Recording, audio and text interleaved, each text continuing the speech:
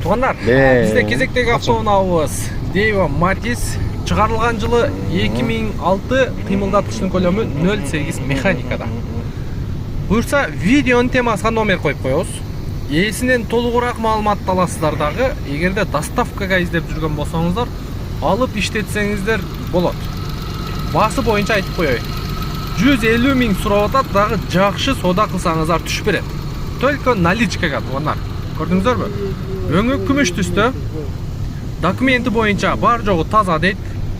Жасай тұрған жері деле жоқ деп атат. Анан машинені по факту көргенде өзіңіздер дағы аржақ бер жағын текшеріп, ходовой жақтарын дағы текшеріп, алғанға мүмкіншілігіңіздер болады.